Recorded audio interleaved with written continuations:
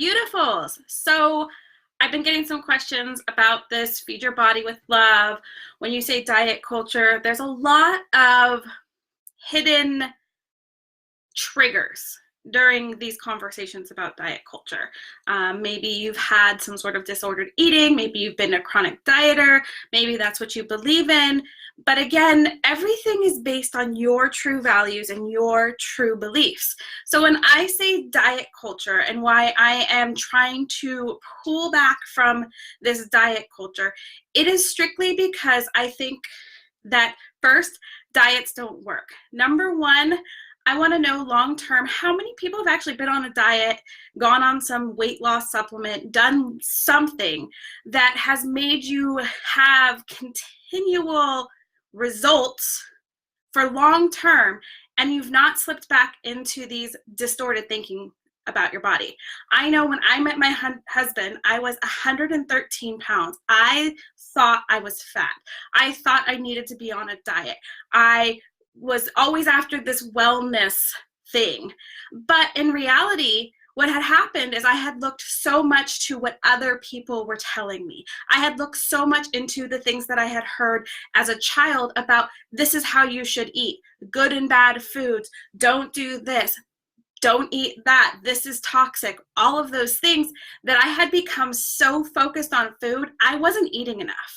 I was thinking back, and in elementary school, I collapsed, straight up collapsed, because I was limiting myself to eating one nutrition bar every 2 days and water, because I thought I was fat, because I had this overwhelming feeling of fat.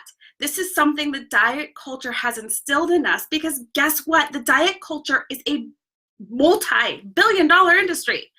There's always a new diet, a new weight loss supplement, a new this, a new that.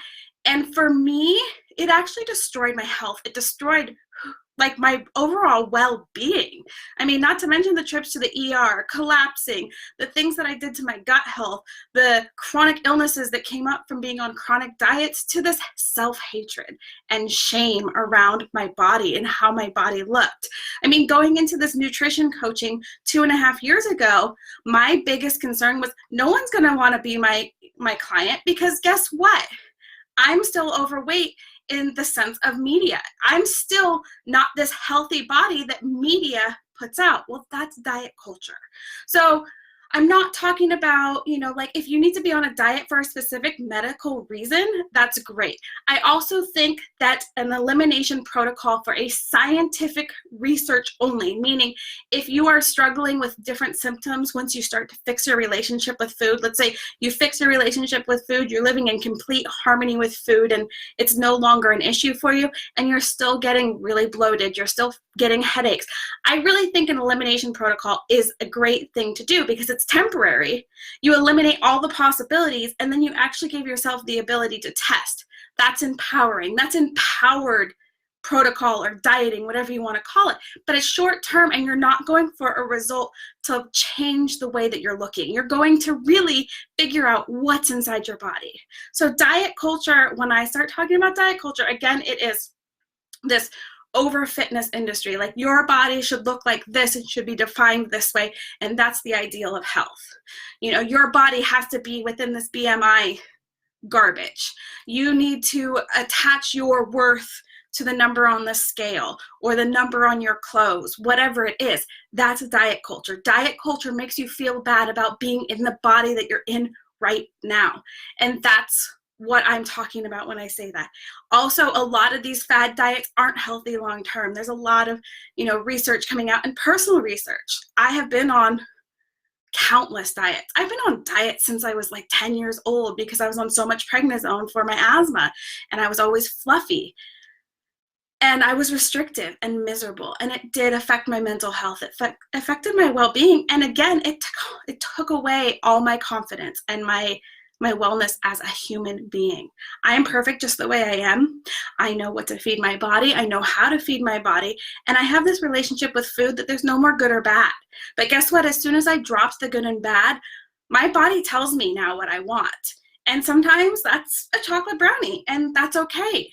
Now my body doesn't react the same way because I don't immediately put the brownie in my mouth and go into this stress mode, into this food shame mode, into this body shame mode. It's completely different. It's changed my relationship with food. I'm eating more now. I'm eating more of what I used to call bad foods, and I am becoming a healthier being, and I'm loving my life. So when I talk about diet culture, again, the culture around diet is that you have to be a certain way. And why I am so against it is because it makes us not love ourselves for who we are. You need to love your body so that it can be there. I mean, every morning I have, a mentor, Samantha, and she's like, put your hand on your heart. Do you feel that beating? Guess what? It's beating for you. Whether you love it or not, it's still showing up for you. So you should show up the same way your heart shows up for you.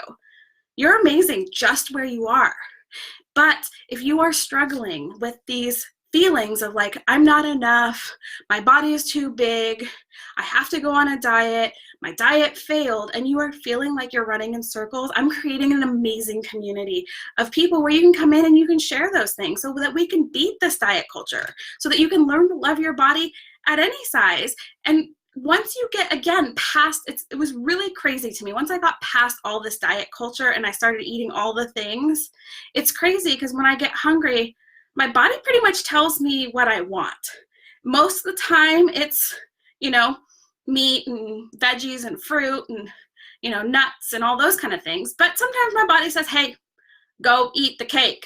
And I do. And I don't beat myself up for it. It is so freeing. It has given me back so much of my time, so much of my energy, and so much of my creativity, not getting stuck tracking points, tracking, calories, tracking macros, tracking micros, tracking all these things. I've gotten so much of my life back because I have so much more freedom. Feel like I can say yes when my friends invite me out for drinks and appetizers because I'm not worried about tracking anything. I know that I'm going to eat to where I'm satisfied. I know that I'm going to eat all the things that I want. And intuitively, I've stopped eating some of the things that trigger some of my things, like IBS, or which I don't really truly believe in, but things that trigger my stomach issues. While I'm out with my friends, I don't want to be running to the bathroom. So I instinctively don't eat the fried food and picked other things. But it's me checking in with my body, learning the reactions to things, and truly loving myself. Like, I'm beautiful. I am one beautiful woman. And so are you.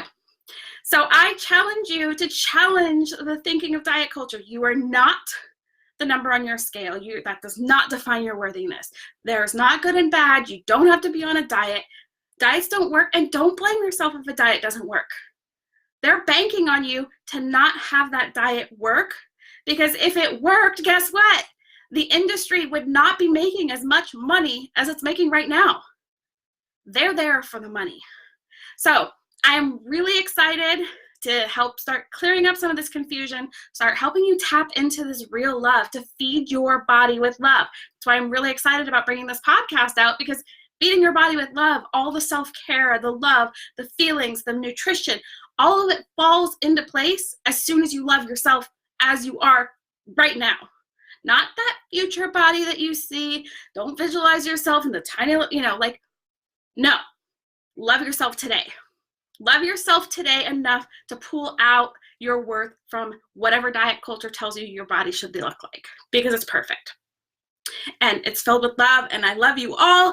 And again, I'm really excited about bringing this podcast to you. I've got some amazing experts lined up. I'm so excited. I can't even contain myself. And I'm also bringing back a community to go along with this. That's going to be a Feed Your Body with Love community where you can come in for free and hang out and express what's going on, what your struggles are, so we can work together to get you out of diet culture and to get you loving yourself again, because that is so important to me. So I look forward to seeing you. This is it, guys. We're going for it. So love yourself, because you are freaking beautiful, and make today amazing. Bye for now.